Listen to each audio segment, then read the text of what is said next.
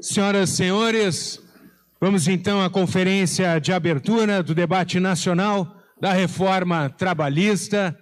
Conferência esta que tem como tema impactos e consequências da reforma trabalhista. Para tanto, nós gostaríamos, aqui com muita satisfação, de convidar a nossa conferencista, ministra do TST, Delaide Alves Miranda, para compor aqui a nossa mesa de honra, junto com o presidente da Matra 4, juiz Rodrigo Trindade. Seja muito bem-vinda, ministra. Uma boa noite.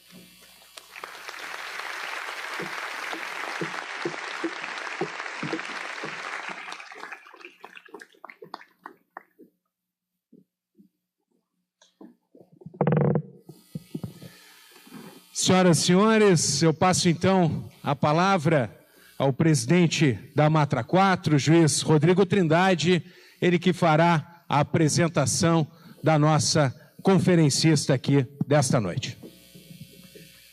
Mais uma vez cumprimento a todos, tenho o prazer, a honra de apresentar a ministra Delaide.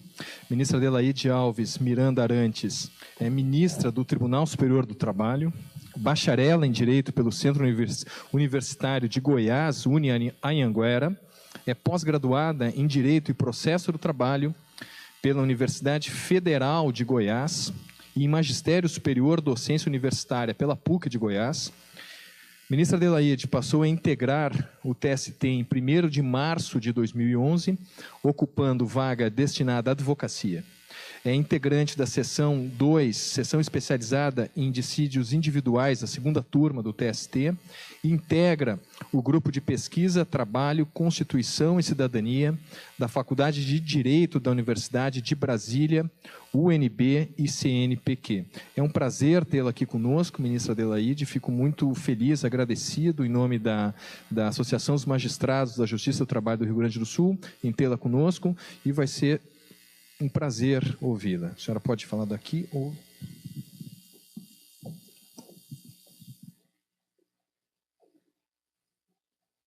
Boa noite a todos. Eu vou pedir licença para fazer um teste ali de estatura.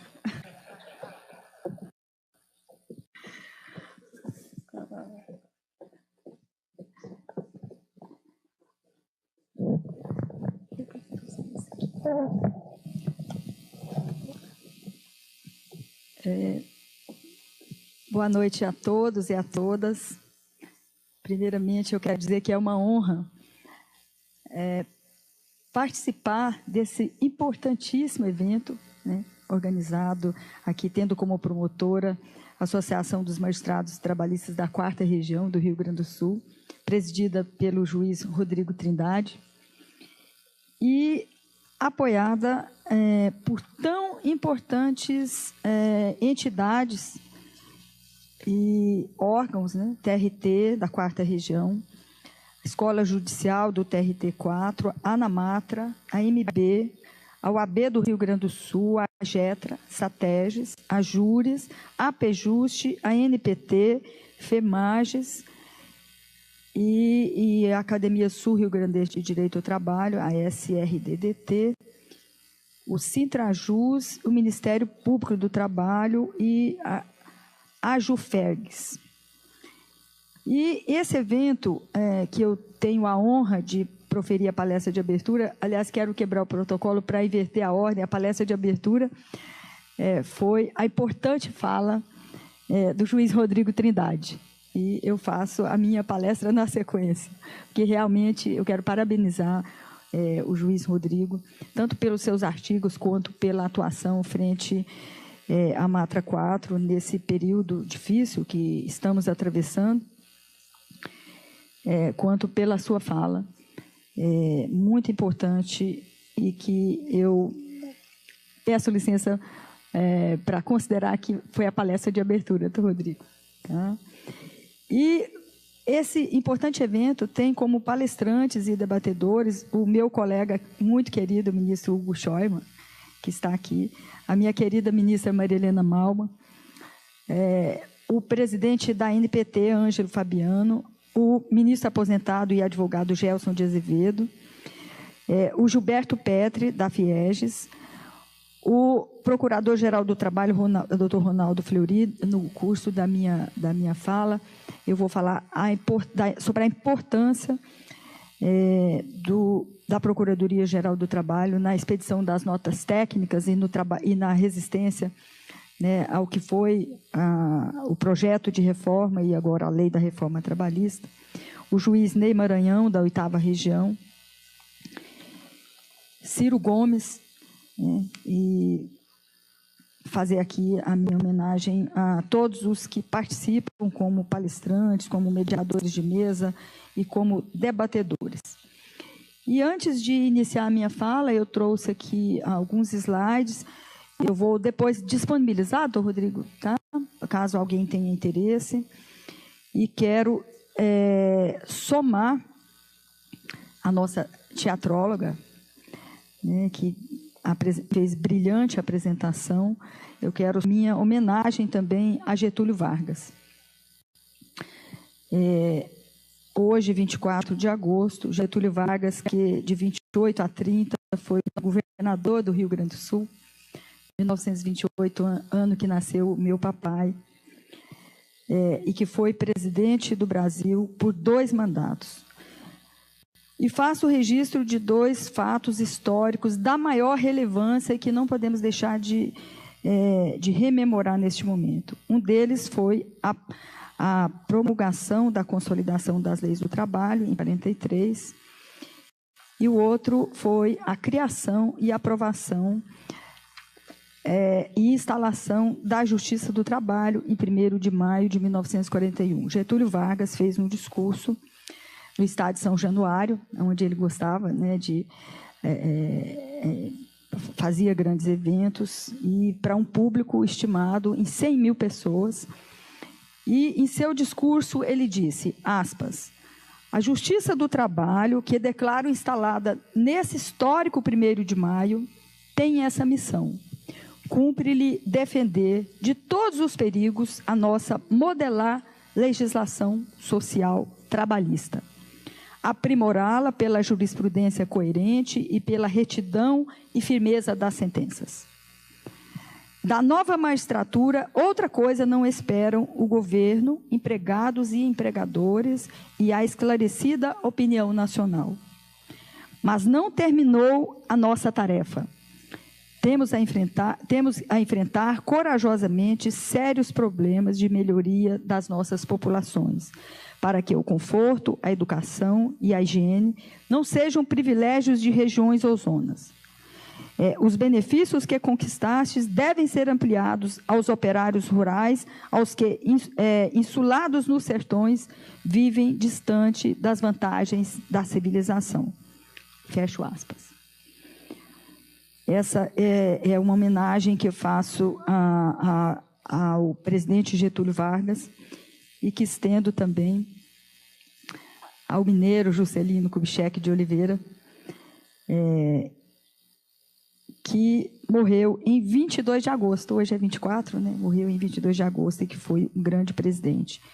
E que foi também governador de Minas, de 51 a 55, eu nasci em 52, então, quando nasci, Juscelino Kubitschek era governador do estado de Minas, né? Depois veio a ser presidente da República.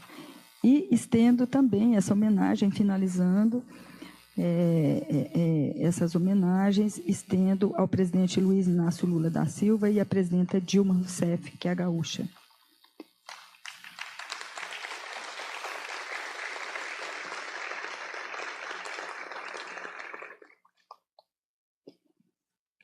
E, iniciando a minha fala, tem alguém que pode passar os slides para mim? Pode ser? Por favor. Tá? Por favor. Como eu vou falar sobre impactos e consequências da reforma trabalhista, eu quero, antes, fazer uma homenagem a juízes do trabalho e advogado trabalhista que tem desempenhado um papel muito relevante nesse processo todo. quero homenagear a juíza Valdete Severo, da 4ª Região, o juiz Soutomaior,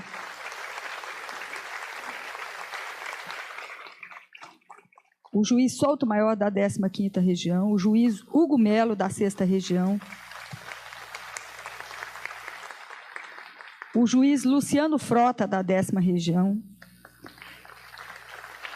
e o presidente da ABRAT, que é o Roberto Paraíba, que é presidente da minha entidade de advocacia, da qual eu sou oriunda.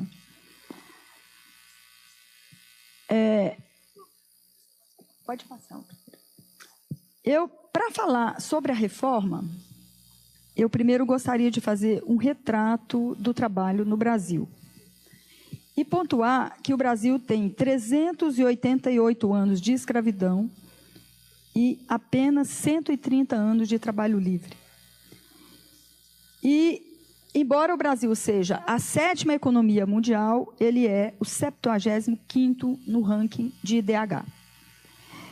Esses dados eu faço questão de dizer para nos situarmos, né, com relação em que contexto nós falamos da lei da reforma trabalhista. Nós temos aproximadamente no Brasil 100 milhões de trabalhadores no setor privado, e desses 100 milhões de trabalhadores, 71,9% ganham até 2 salários mínimos, de acordo com dados do IBGE. Nós ouvimos muito os defensores da reforma trabalhista justificarem que a reforma era necessária, porque o Brasil precisa atrair capital estrangeiro, o Brasil precisa oferecer um número maior de empregos, mas, no nosso contexto, nós temos uma particularidade que as micro e pequenas empresas, elas empregam no Brasil, elas oferecem no Brasil 52% dos empregos, de acordo com dados do SEBRAE. Nós temos em nosso país 3 milhões de crianças e adolescentes vítimas de exploração de trabalho infantil. Temos no Tribunal Superior do Trabalho uma comissão de erradicação do trabalho infantil, que é presidida, que é coordenada pela ministra Cátia Arruda e tem na subcoordenação a ministra Maria de Assis Calci. O Brasil é o 4º país do mundo em acidentes do trabalho, de acordo com a Organização Internacional do Trabalho. Em 2015, foram mais de 600 mil acidentes, de acordo com a última estatística da Previdência.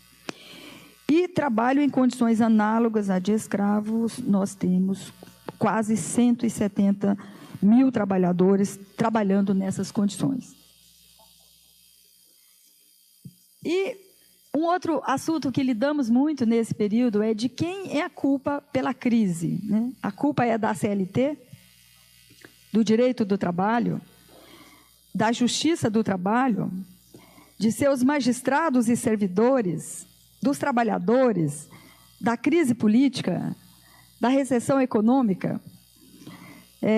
Essas são perguntas que eu gosto de responder, embora eu vá responder, é mais para a nossa reflexão, eu vá responder de um modo bem resumido. A culpa não é da CLT, não é do direito do trabalho, não é da justiça do trabalho, nem de seus magistrados ou servidores, e nem dos trabalhadores. Nós vivenciamos uma situação de crescimento econômico, né, por alguns anos, na última década, e experimentamos uma situação de praticamente pleno emprego. A justiça do trabalho era a mesma, o direito do trabalho era o mesmo, né, os advogados trabalhistas eram os mesmos, os juízes eram os mesmos, né, Rodrigo? Então, nós temos plena consciência de que nós não temos culpa. O que o Brasil precisa é crescer. Eu tive acesso a um estudo do BNDES, que foi feito em 2016, mas publicado no início de 2017, que os próprios economistas do BNDES, eles atestam isso naquela pesquisa, que o Brasil precisaria de um conjunto de reformas, que uma reforma isolada não resolve, ele precisaria de um conjunto de reformas, a iniciar pela reforma tributária. O Brasil precisa é uma reforma tributária, de crescimento econômico, de investimento, porque já está comprovado, e isso é mais da área da economia, que o que gera emprego é o crescimento econômico. Uma outra questão bastante discutida é a litigiosidade na justiça. Eu participei de um debate na Universidade de Oxford, que foi promovida por um grupo de 17 doutorandos brasileiros em Oxford e na London Off School, chamado Fórum Brasil e UK.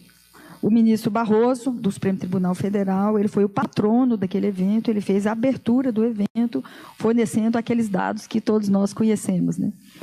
Comparando o Brasil com os Estados Unidos, e a melhor resposta foi a do Casagrande, né? Então não precisamos entrar muito em detalhes.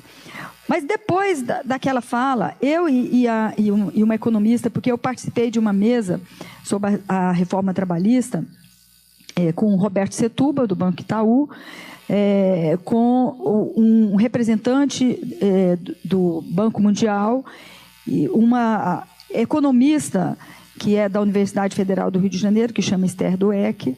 Eram 2 a favor e 2 contra a reforma na mesa que eu participei. E depois que o ministro Barroso terminou a sua exposição, que foi uma fala de abertura, eu e a Esther conversamos com ele bastante, porque a questão não é um problema da Justiça do Trabalho. No Brasil, realmente tem registro de alta litigiosidade, mas esse não é um problema da Justiça do Trabalho. Esse é um desafio para a academia, né, para os institutos, para que façam pesquisas para descobrir as razões. Na Justiça do Trabalho eu vou apresentar algumas razões, mas ainda não é um estudo que esgota o tema. Mas, de acordo com o relatório do CNJ, Justiça em Números, 79,8% dos processos, ou seja, 59 milhões de processos, esses dados são de 2015, compilados em 2016, eles estão pendentes de julgamento na Justiça Comum Estadual. 9 milhões na Justiça Federal e 5 milhões na Justiça do Trabalho, que corresponde, de acordo com o relatório, a 6,8%. E quando se fala em número de processos elevados na Justiça do Trabalho, precisamos levar em conta esses dados que eu vou falar sobre eles agora. O próximo, por favor. Temas mais demandados: rescisão do contrato, verbas rescisórias, indenização por dano moral, remuneração, salário, rescisão de contrato e férias de indenização. O que isso significa? Eu trouxe esses dados não tanto pelos dados em si, mas para demonstrar que a demanda as demandas, o número elevado de demandas, ele está relacionado ao descumprimento de obrigações elementares, de direitos elementares dos trabalhadores. E no slide seguinte, eu trago também, numerado de 1 a 5, os maiores demandantes. A União Federal, estatais e bancos públicos, Petróleo Brasileiro, Sistema Financeiro, a Fundação dos Economiários, a FUNSEF. Embora as micro e pequenas empresas ofereçam 52% dos empregos gerados no Brasil, nessa enumeração de 5 e nem num contexto maior, elas não aparecem entre os maiores demandados. E no que se refere à reforma trabalhista, eu começo agora, pode passar o próximo, a fazer uma abordagem que eu falei para o doutor Rodrigo que era uma responsabilidade muito grande falar sobre a reforma trabalhista. Nesse momento, né, a reforma foi aprovada no dia 11, foi promulgada no dia 12, e é muito recente. Nós estamos todos estudando as disposições da lei da reforma trabalhista no Tribunal Superior do Trabalho, aqui no TRT, na Matra. Todos os operadores do direito estão, a essa altura, debruçados sobre a lei da reforma. Mas o que nós podemos afirmar é que ela trouxe mudanças profundas na CLT, no processo do trabalho e na justiça do trabalho. Era uma proposição do governo de 20 artigos e o relatório do deputado Rogério Marinho trouxe proposição de alterações em 121 artigos da CLT. E, embora tenha sido discutido, mesmo que por um tempo muito curto, com vários setores da sociedade, eu elenco aqui apenas uma parte: Ministério Público do Trabalho, Conferência Nacional dos Bispos do Brasil, que teve um papel muito importante. A Conferência Nacional dos Bispos publicou uma nota no dia 1º de maio, no Dia do Trabalho, muito importante, focando contra a reforma trabalhista. A Ordem dos Advogados, a maioria dos ministros do TST, 17 dos 27 ministros do TST assinaram uma nota, e não é uma nota de retórica, é uma nota onde em 7 páginas nós apontamos as questões cruciais da reforma. Os TRTs, o Coleprecor, a Anamatra, as Amatras, a NPT, o Frentas, que é uma frente com várias entidades, a AMB, universidades federais, centrais sindicais, a ABRAT, segmentos do movimento social, que, embora ouvidos em audiências públicas, eu mesma participei, vários ministros participaram de audiências públicas na Câmara, no Senado, mas não fomos levados em conta, não foram ouvidos, e eu faço uma referência aqui às notas técnicas da Procuradoria-Geral do Trabalho, de número 1 a 8, e destaco que as de números 5 a 8, elas recomendaram a não aprovação do então projeto de lei 38, e essa nota técnica foi enviada pelo Dr. Ronaldo Fleury, inclusive para o presidente da República, antes da sanção da lei. E como aqui o doutor Rodrigo já abordou na fala dele, a tradição brasileira para a alteração legislativa é de discussão ampla com a sociedade.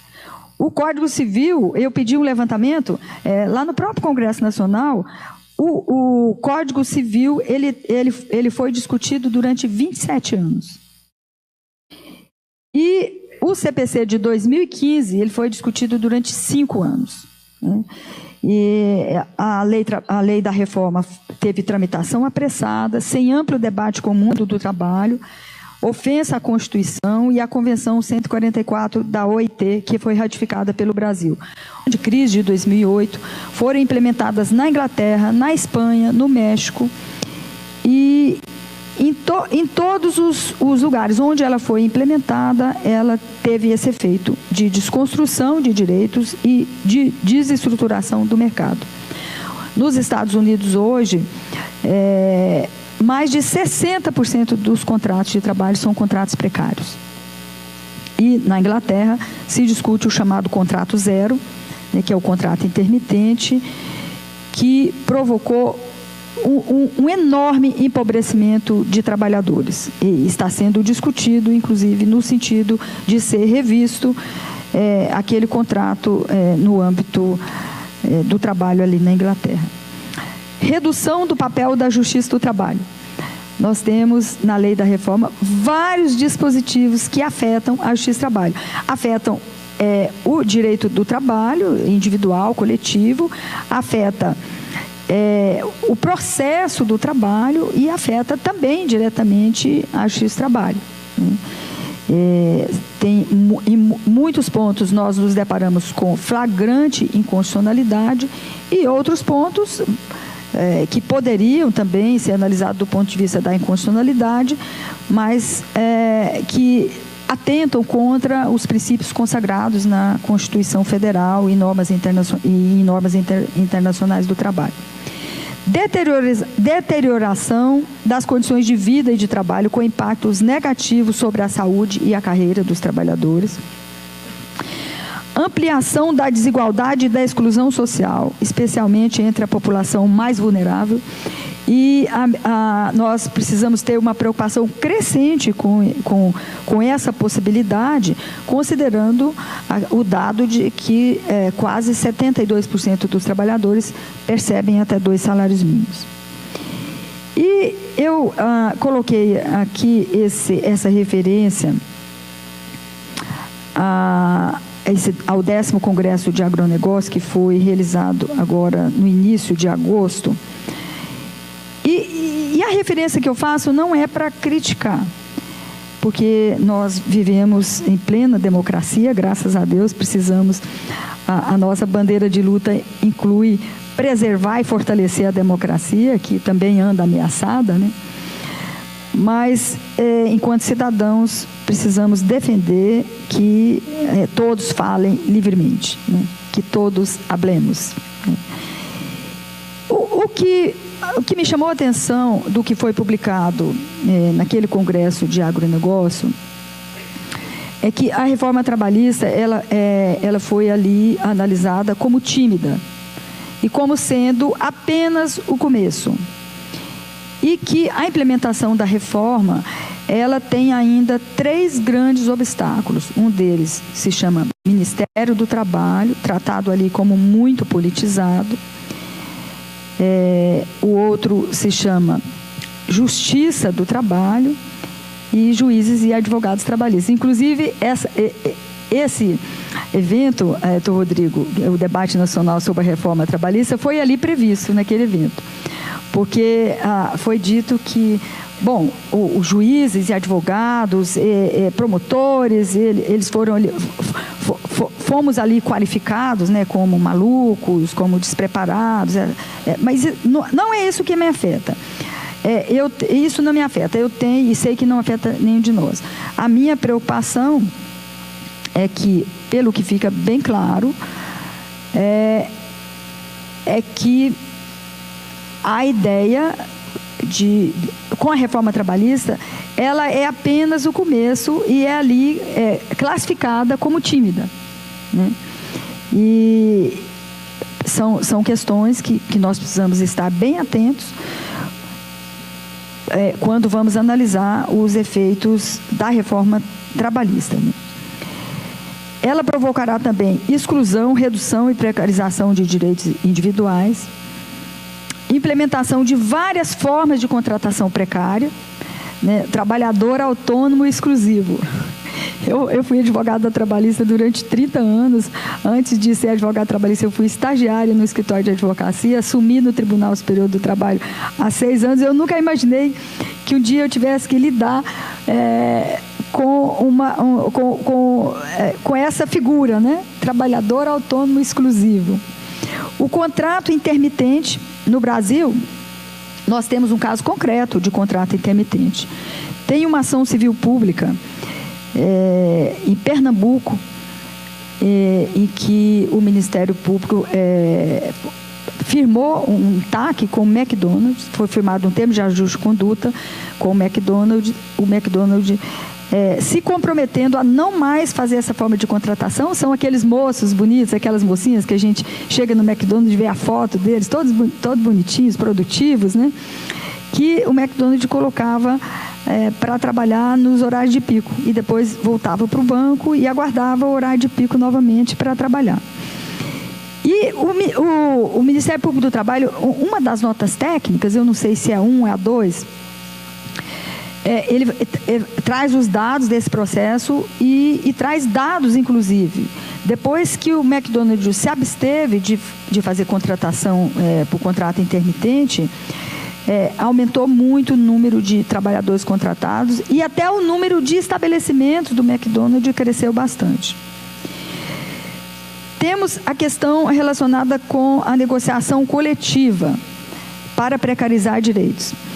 A negociação coletiva, ela é preconizada e fortalecida na Constituição de 88 pela Organização Internacional do Trabalho, através de convenções, tratados e vários documentos, mas não é a negociação coletiva que foi aprovada na reforma trabalhista. É uma negociação coletiva para acrescer direitos, para diferenciar direitos, né?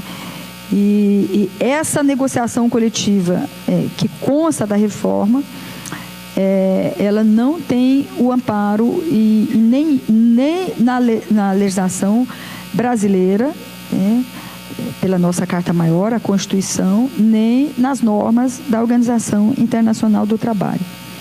A terceirização ampla para todos os setores, ela produzirá a empresa OCA, que é a empresa que não vai precisar ter nenhum empregado, um hospital que não vai precisar ter nenhum médico, nem na UTI, porque tudo pode ser terceirizado, né?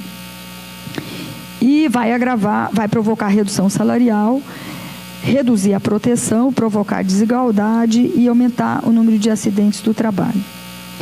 Isso considerando dados e levantamentos que nós já temos.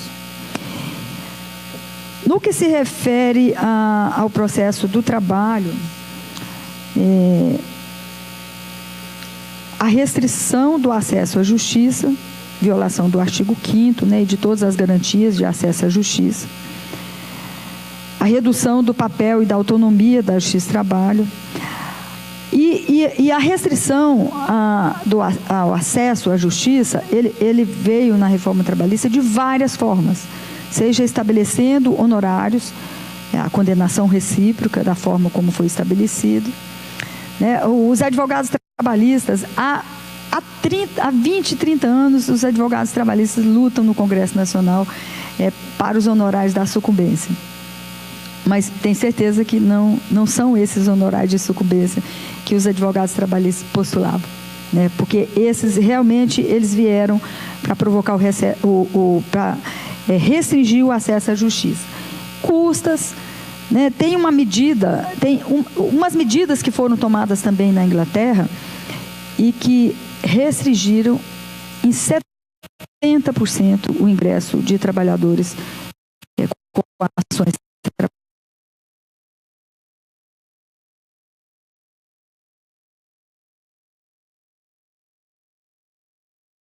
defendendo o nosso emprego na Justiça do Trabalho. Será que o Ministério Público está defendendo o emprego dele? As amatras, né? Que essa é uma cogitação que se faz. Não, o mundo jurídico, ele vai reagir porque está defendendo o interesse pessoal, ele não está defendendo o interesse do Brasil. Não tem ninguém de nós aqui, e eu tenho certeza que nesse auditório, nem quem está nos ouvindo pelas transmissões ao vivo, que esteja na resistência contra esses pontos da reforma, que esteja defendendo direito individual, direito próprio, o seu próprio direito. Nós estamos defendendo a sociedade brasileira, estamos defendendo a justiça do trabalho enquanto instituição e o direito do trabalho. E a proibição de análise de conteúdo de norma coletiva pela Justiça do Trabalho, que é o que ocorre em relação às negociações coletivas. A Justiça do Trabalho poderá apreciar tão somente as formalidades, não o conteúdo da negociação. A prescrição intercorrente, prejudicial ao credor. Sobre a prescrição intercorrente, quando estava discutindo, eu pensei, qual será, eu fiquei discutindo com os meus colegas, qual será a razão, da defesa intransigente da prescrição intercorrente por parte dos defensores da reforma? Tem um dado que talvez explique. No relatório de justiça do CNJ, o mesmo Justiça em Números que eu me referi, tem um dado estatístico bastante importante.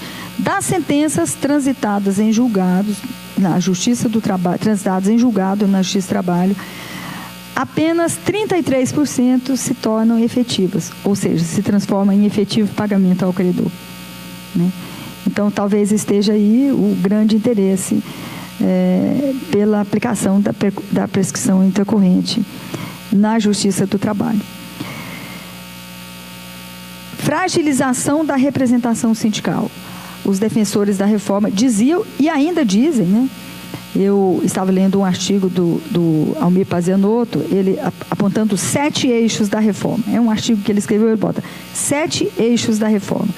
E, por mais incrível que possa parecer, um dos eixos é o fortalecimento da representação sindical. É o contrário, fragilização. No sistema capitalista, retira a fonte de recurso. E é claro que por mais que as entidades sindicais procurem formas de sobrevivência, e isso certamente procurarão, mas com certeza vai haver uma grande fragilização. E essa fragilização, ela prejudica o trabalhador, a representação do trabalhador. A desconstrução de direitos e o deslocamento da proteção. Fica bem claro na reforma o deslocamento da proteção, né, a proteção que é da natureza intrínseca do direito do trabalho, da Constituição Federal. O direito do trabalho tem esse papel primordial que é determinar certa igualdade na relação que é tão desigual, que é a relação capital-trabalho, mas a lei da reforma, ela faz essa inversão. Eu faço referência aqui, preposto não precisa ser empregado, honorários da sucumbência, benefícios da justiça gratuita, que também vem restringir o acesso à justiça, homologação de rescisão. Esse assunto, esse tema que interessa, também interessa a magistratura, mas se interessa mais os advogados, as novas diretrizes para a petição inicial, que altera o modelo, determinando que os pedidos sejam feitos, que sejam pedidos líquidos, né? E todos esses dispositivos de alteração da CLT, eles vêm num contexto de uma situação bem peculiar do Brasil. Porque na maioria dos países onde foram implementadas reformas, os trabalhadores têm garantia de emprego. E no Brasil não tem. Então, eu gosto de exemplificar, por exemplo, com a redução do horário de intervalo para a refeição por contrato escrito. E várias em várias situações, elas podem ser alteradas, inclusive jornada, por contrato escrito e até por contrato tácito, né? Esse contrato individual, tácito, tácito ou escrito. Eu gosto de exemplificar com um trabalhador, por exemplo, que ele utiliza as 2 horas de almoço dele para buscar o filho de 7 anos na escola. O empregador vai propor que esse horário de almoço seja reduzido para 30 minutos. Ele não vai poder dizer não. Então, ele ganhando até 2 salários mínimos, ele tem algumas alternativas, né? Contratar uma condução para buscar o filho na escola, né? Ou tirar o filho da escola. Né? Algumas alternativas. O emprego é que ele não vai poder perder, porque é a subsistência da família, né? Então, o trabalhador ele não tem autonomia para dizer não, ele não tem condição de dizer não numa situação em que existem mais de 13 milhões de desempregados e que o nosso ordenamento jurídico não assegura a garantia de emprego, que seria a condição de igualdade que o trabalhador teria para negociar com o empregador, onde a entidade sindical foi excluída, que ele passou a ter muita autonomia, né? De acordo com, eu coloco esse muito entre aspas, ele passou a ter muita autonomia de negociar direto com o seu empregador. E esse é um dos eixos que o Almir Pazianotto coloca, a autonomia do trabalhador. O trabalhador, ele passa a existir, ele passa a ter autonomia, ele agora não é mais aquele sujeito que não tem vontade, né? Então, isso nós precisamos analisar no nosso contexto, né? E tem um outro dado também, que eu chamo de situação peculiar do Brasil, mas que acontece também em outras partes do mundo, é o alcance da grande mídia e da elite do setor empresarial, representado pela TV Globo, pela CNI, pela Confederação Nacional da Indústria, Confederação Nacional do Comércio, que é a força das informações midiáticas. Agora, por exemplo, são quase 9 horas, eu estou aqui falando para um público de 600 juízes, advogados, estudantes, né? Eu quero cumprimentar cada um que fez a opção de participar desse evento. Eu sei que não é fácil, hoje é uma quinta-feira, né? Todos nós temos muitas obrigações, mas essa é uma opção pela qual eu parabenizo cada um de vocês. E cada um de vocês é a razão do sucesso desse evento, né, doutor Rodrigo? Enquanto eu estou aqui falando para aproximadamente 600 pessoas, está falando pela Globo aquele simpático rapaz chamado Bonner, né, e aquela bonita moça chamada Renata Ceribelli, para 60 milhões de pessoas. E todos nós sabemos que a grande mídia apoia todas as formas de reforma. Então, nós não temos como formar a ideia crítica, o pensamento crítico junto ao povo brasileiro. Porque a ideia crítica não é passada, são passadas informações prontas, né, a respeito de todos os temas. Isso inclui tudo, inclui impeachment, inclui reforma política, reforma trabalhista, né, todas as formas de reforma. E eu tive acesso a uma pesquisa que eu achei bastante interessante. É uma pesquisa da SECOM, que é a Secretaria de Comunicação do Governo Federal. Ela foi feita em 2016 e publicada em 2017, chamada Pesquisa Brasileira de Mídia. 83% dos 200 milhões de brasileiros, eles se informam apenas através da TV. E destes, 71% através da TV Globo. Então, nós estamos, Vitor Rodrigo, em desigualdade. Né? E existem também alguns mitos sobre a reforma. A CLT velha e arcaica. A CLT tem mais de 900 artigos, dos quais apenas 250 não haviam ainda passado por alguma forma, por alguma reforma. Não é verdade que estão modernizando o direito ao trabalho e também não trará segurança jurídica.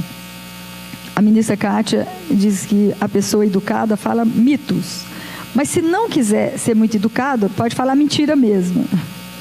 Né? Não traz segurança jurídica, não gera emprego. A Carta Capital da semana passada trouxe uma matéria com o ministro da Fazenda e várias outras autoridades, e eles já admitem que a geração de empregos com a reforma trabalhista é bastante limitada. Não haverá superação da crise econômica através da reforma trabalhista e a valorização da representação sindical, eu já falei. A reforma trabalhista atende a esses objetivos? Eu respondo que não. Eu trago uma outra tela com as notas técnicas do Ministério Público, apenas para informação. E antes de trazer uma reflexão, aí já quase concluindo, nós temos discutido, tanto no âmbito do Tribunal Superior do Trabalho, como com colegas com amigos advogados trabalhistas, colegas ministros, juízes, desembargadores, com o Ministério Público. Nós temos conversado bastante. Quando entrou em vigor o Código de Processo Civil, o TST era presidido pelo ministro José de Barros Levenhagen. Ele formou 3 comissões para analisar a compatibilidade e comportabilidade de aplicação de normas do Código de Processo Civil no âmbito da Justiça do Trabalho. E, com isso, foi editada uma resolução administrativa, votada pelo Pleno, e pelo que temos visto até agora, né, ministro Hugo, isso não vai acontecer agora, né? Porque não trago aqui nenhuma novidade, mas o Tribunal Superior do Trabalho é dividido em relação à reforma. O ministro Ives, ele defende a reforma trabalhista contra a vontade ou a manifestação da maioria dos ministros do TST, que são desfavoráveis à reforma. Desfavoráveis a qualquer reforma, não, desfavoráveis a esta reforma, da forma que ela foi proposta, da forma que ela tramitou e com os objetivos para os quais ela foi concebida e aprovada. Né? Então, mas desses nossos diálogos que nós fazemos com o mundo jurídico e com os operadores do direito, uma ponderação que nós temos feito é que a legislação trabalhista não é a lei da reforma trabalhista. E aí alguém poderia perguntar, mas então vocês não vão aplicar a lei trabalhista quando forem julgar? Vamos sim. Nós somos julgadores, estamos no sistema democrático, a lei foi aprovada, nós vamos sim aplicar a lei da reforma trabalhista. Agora, de que forma? A lei da reforma trabalhista é uma lei ordinária que precisa ser analisada, interpretada, aplicada no contexto da legislação trabalhista, no contexto da legislação nacional, de tratados internacionais, convenções da Organização Internacional do Trabalho, tratados internacionais de direito do trabalho, de direitos humanos, a nossa Constituição Federal Cidadã de 1988. É nesse contexto que a lei da reforma trabalhista deverá ser analisada e aplicada, né? Então, nesse momento, esse é um tema que estamos discutindo. Claro que estamos também estudando toda a lei da reforma trabalhista, analisando e pensamos dessa forma, né? Não é uma lei para ser aplicada de forma isolada. E, para finalizar, eu trago aqui uma reflexão, que essa foi uma reflexão que eu fiz mesmo antes de aprovar a lei da reforma. Que país que nós queremos construir? É uma pergunta que cada um de nós devemos fazer como cidadãos. Porque o dever de contribuir para concretizar uma sociedade mais justa, mais solidária, mais humana, mais igualitária. Eu digo que nós vivemos num país lindo, né? O Brasil é o país mais lindo do mundo, né? Mas é um país muito desigual. Os dados que eu trouxe aqui sobre salário já é quase suficiente para abalizar essa afirmação. Que país queremos construir? Um Brasil para todos, igualitário, inclusivo, justo e humano, preconizado na Constituição Federal Cidadã? Ou um país para o mercado, com o aprofundamento das desigualdades, empobrecimento e precarização das condições de vida e de trabalho da maioria do povo brasileiro? O olhar do mundo do trabalho, dos operadores do direito e da sociedade sobre as consequências da Lei 13.467 de 2017 fará toda a diferença sobre a forma em que esta lei, que contraria princípios constitucionais, que contraria normas internacionais, e que é contrária ao princípio da proteção basilar do nosso direito do trabalho, o olhar dos operadores do direito para a Lei 13.467 de 2017, com certeza fará toda a diferença. E eu trago aqui também a nossa Cora Coralina. Minha Cora Coralina é poetisa goiana, minha conterrânea. Um orgulho para todos os brasileiros e um orgulho para as goianas, como eu, né? Mesmo quando tudo parece desabar, cabe a mim decidir entre rir ou chorar, ir ou ficar, desistir ou lutar, porque descobri no caminho incerto da vida que o mais importante é decidir. Um abraço grande a todos vocês. Muito obrigada pela oportunidade.